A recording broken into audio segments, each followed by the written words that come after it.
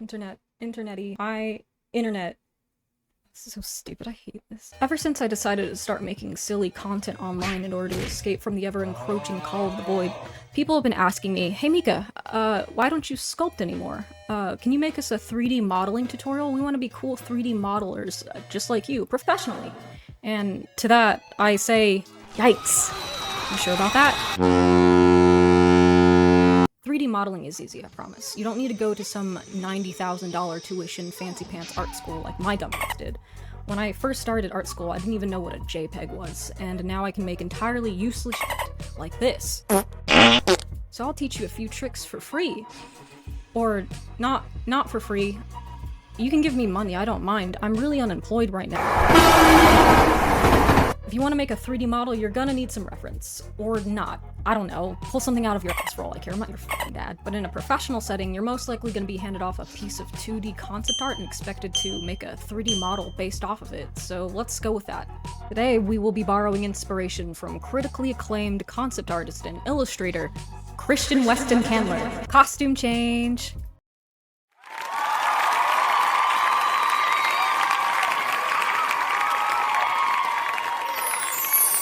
Hey Mika, why are you modeling from Christian's work? Don't you want to make something cool? Where do you think you are right now? This is what your day as an actual 3D modeler is gonna be like. You only get to make something cool if 2 of the following 3 conditions are met. A, you're lucky. B, you're an industry veteran.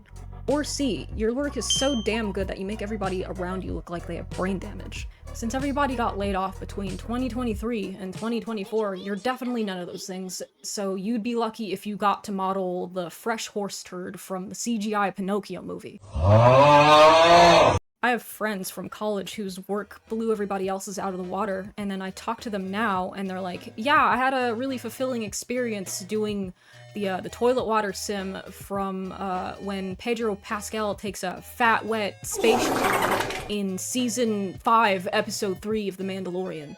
Not only that, but AI has fully enveloped the concept art industry now, so you're pretty likely to be handed a JPEG of some indecipherable, mushy, diffused garbage and expected to model from it. When you ask production, hey, what the f is this? They'll just tell you to guess, and then when you guess wrong, they'll tell you to keep modeling it and redoing it until they like it.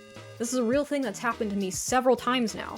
So yeah, I think Christian's artwork is just fine for this, if not more visually reliable than AI at the very least. Once you've got your concept art, you're ready to actually start sculpting. Yay!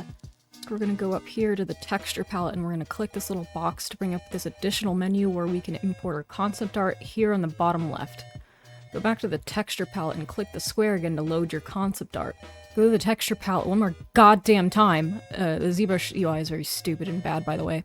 Go to this little plus-minus wheel thing, and you have a spotlight now. Congratulations. Press C to open and close this wheel of spotlight options where you can adjust the size, position, opacity, and a bunch of other shit of the spotlight, and Shift Z to make the spotlight go bye-bye. Use the spotlight to just match it together until it generally matches the silhouette of the spotlight. But Mika, isn't that tracing?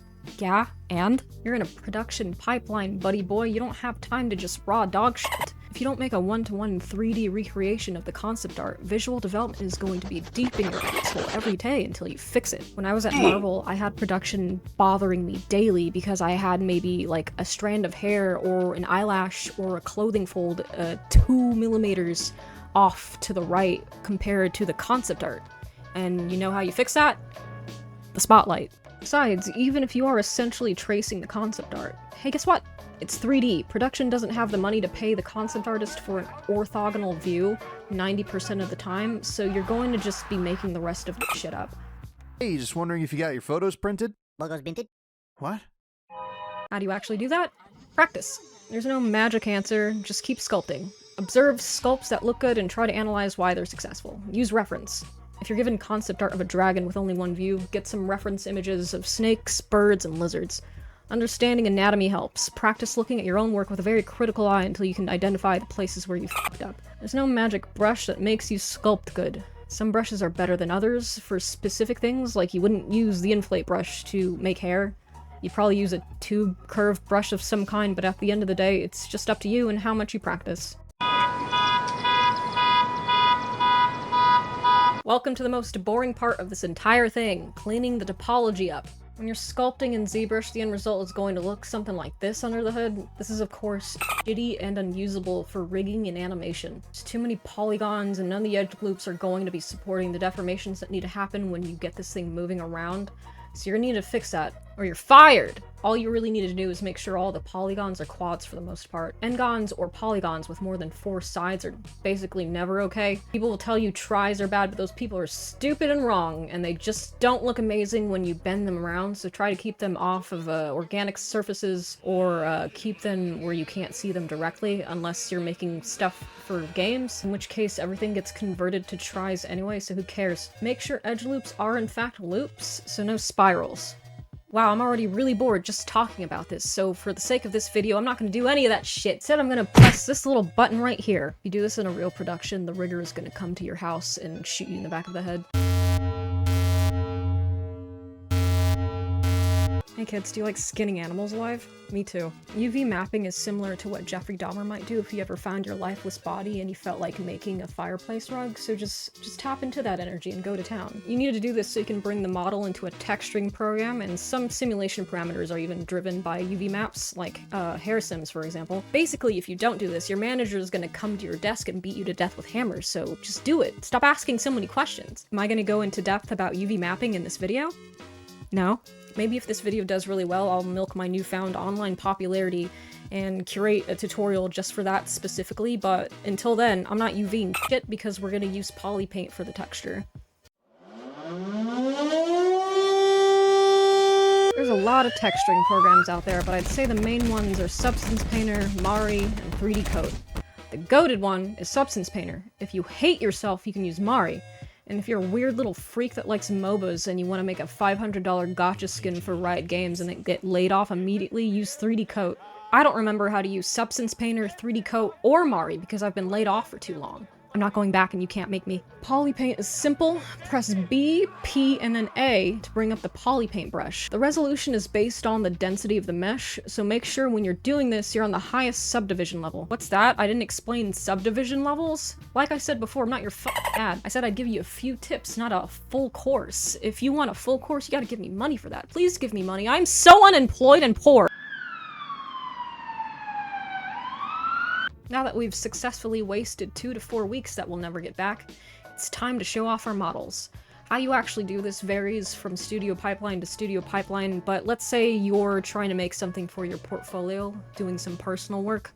Here's a few pointers. Never ever just take a screenshot of your model in the Maya viewport and put it in your portfolio. Your resume will automatically be put in the garbage and the recruiter will laugh at you. You're going to have to light and render it. Maya has Arnold built in for free, which is actually fantastic rendering software. Maya itself, however, is not free and it actually costs $1 bajillion, so I'm not doing that shit. I also don't know how to use Blender because it's not industry standard. Luckily, there's lighting and rendering stuff in ZBrush, and that stuff's pretty okay. You're not gonna get anything too cinematic out of it, but whatever, good enough. There's this light panel up here that lets you mess around with the position of your key light and add additional lights if you want. What does good lighting look like? Not like this. I lost interest in doing this properly weeks ago. What can help is a chart like this, which tells you how a photographer would light a model in their real-life studio. The same principles apply in CG, just scoot around stuff until it looks good or you stop caring. I don't know, I'm bored now. I'd rather shit in my hands and clap than ever take 3D modeling seriously ever again.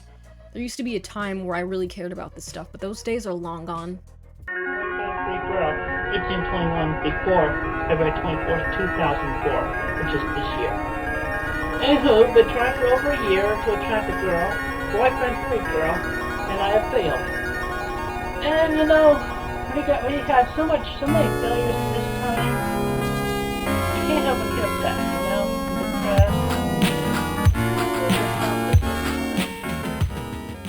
That's it. Ideally, you're less interested in 3D as a whole now, or at least you've learned enough to know that you can avoid going to art school entirely, and you don't have to pay somebody that $90,000 tuition. My advice would to be maybe take up, like, welding, or plumbing, or become an electrician, or, you know, something useful that, you know, AI isn't gonna take over. Like and subscribe. I've always wanted to say that, not really. This feels so cringe and I want to kill myself. Tell me in the comments if you want more of whatever this was supposed to be, or if you're like a veteran YouTube man tell me how badly I fucked up. The world is your oyster. Do whatever you want. Bye-bye. I love you. Say it back.